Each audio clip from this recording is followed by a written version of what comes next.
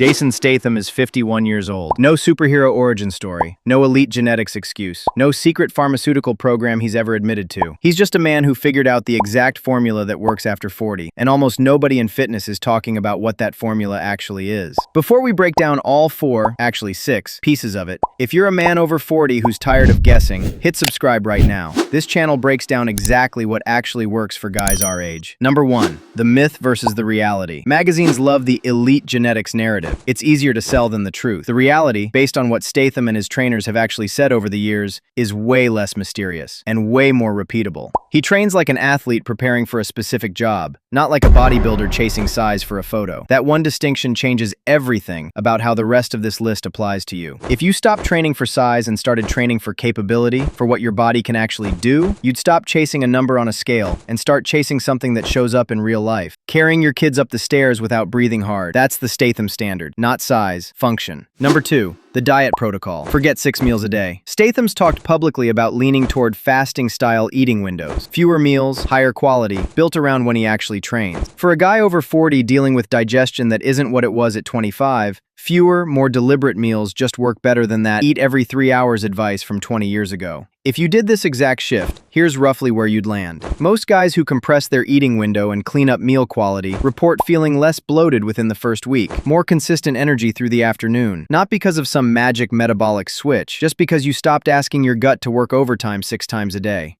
Number 3. The training method. This is the part almost nobody copies right. Statham trains in circuits, martial arts, swimming, calisthenics, functional strength, all blended together. Chasing size in isolation puts brutal, repetitive strain on joints that are already less forgiving than they used to be. Circuit training spreads the load, keeps your heart rate up, builds a body that actually performs, not just one that photographs well standing still. Do this for 8 weeks. 3 circuit sessions, blending strength and conditioning instead of splitting body parts. And here's what tends to change. Your joints stop aching on rest days. Your conditioning improves faster than your strength numbers do, which is exactly the point. You start recovering between sets quicker. Number 4. The recovery non-negotiables. Sleep, cold exposure, and, mockingly, actually knowing when not to train. These aren't optional extras you bolt on at the end. For a body over 40, recovery isn't the thing you do after training. It practically is the training. It's the variable that decides whether yesterday's session even counts for anything. If you actually protected 7 to 8 hours of sleep and treated a rest day as sacred instead of optional, here's the honest version of what happens. Week 1, you feel guilty for not training. Week 3, you notice your lifts are going up on the days you do train. Week 6, you stop needing 4 coffees to function. This next part is the single biggest thing separating the guys who plateau after 40 from the guys who keep progressing. So if this is actually helping you, drop a comment with your age. I'll make sure more of these come your way.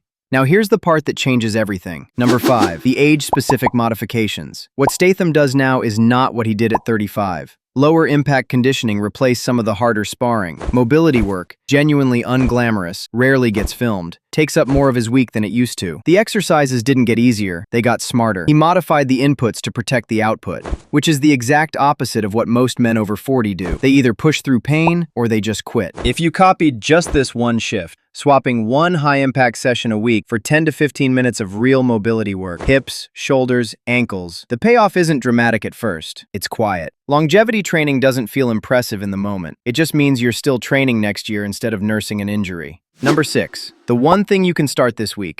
No equipment, no budget. Pick 1 meal a day and make it genuinely protein first, before anything else touches your plate. That single change mimics the whole foundation under everything Statham does. Precision over volume. Not more effort, better placed effort. Do just that. Guys who make this one change consistently report the same thing. Fewer cravings by week 2, steadier energy, and, almost as a side effect, they start naturally eating less junk without trying to. Small, precise inputs, applied consistently, instead of chasing some extreme overhaul that burns out in 3 weeks. If you want the full breakdown of how to actually structure this into a weekly plan for your age and your schedule, that's exactly what the next video covers. Subscribe so you don't miss it, and tell me in the comments which actor's protocol you want explained next. Because here's the real takeaway. It's that 51 isn't the age where your body stops responding. It's the age where sloppy effort stops working. And look, you don't need 6 months to feel this working. Give it 2 weeks. 2 weeks isn't enough to transform your body, but it's enough to prove to yourself the formula isn't complicated. It's just consistent. And consistent is the one thing almost nobody sells you because it doesn't come in a bottle. Statham isn't an outlier. He's the blueprint. And it turns out the blueprint was designed for exactly your age.